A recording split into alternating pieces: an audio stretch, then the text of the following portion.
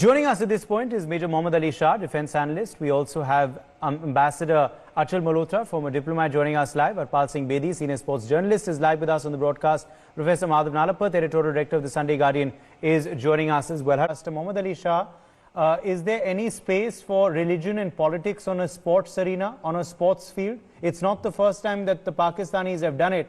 Their players have been guilty of this in the past. Is it unfortunate that this comment was made?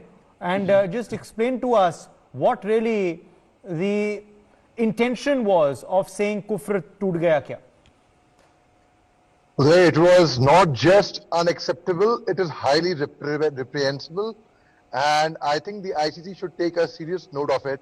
But whereas the Pakistanis have their own way of camouflaging the Urdu word and coming out clean with it ultimately, but I really hope that BCCI projects it to ICCI.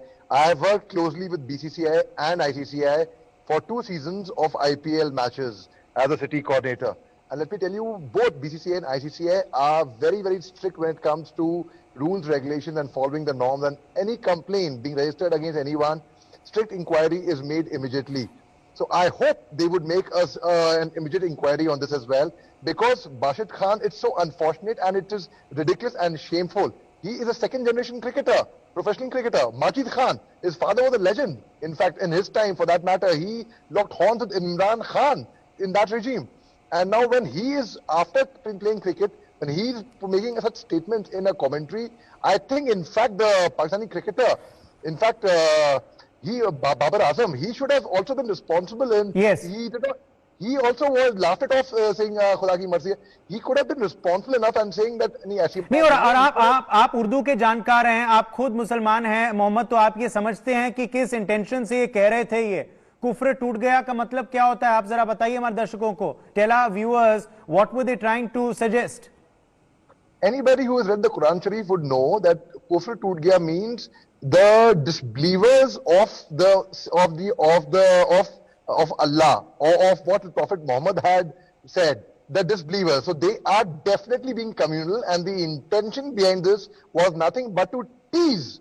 In fact, they are forgetting that India has had Muhammad Azharuddin and the Pathan brothers. In fact, Rashid Ahmed makes statements, in 2019 February, when Imran Khan came out and he was yelling that, we are Pakistan not responsible for the Pulwama attacks and such things. That time Sheikh Rashid Ahmed came out and said that, it was not a single bell will ring in the Hindu temples in India.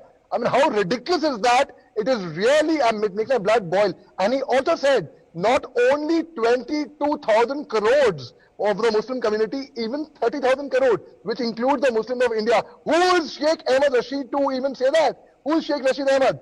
Who is he to include the Indian Muslim? That's a narrative of hatred and venom, which Pakistan is also trying to create psychologically in the mind, but we are not foolish enough to fall prey to it. The common Indian Muslim does not even sympathize 0.1% with Pakistan. They look down upon it. And who is responsible for Islamophobia? Pakistan, which claims that they are the Thekedar, they are the caretaker of Islam. They are not rubbish. In fact, they are the ones who have spoiled the name of a beautiful religion. When Sheikh Ahmed Rashid, again I'll quote him, when he says that jihad is a responsibility of every Muslim, how ridiculous is that? You know what? Jihad actually means struggle from within. And these people have made jihad to be terrorism.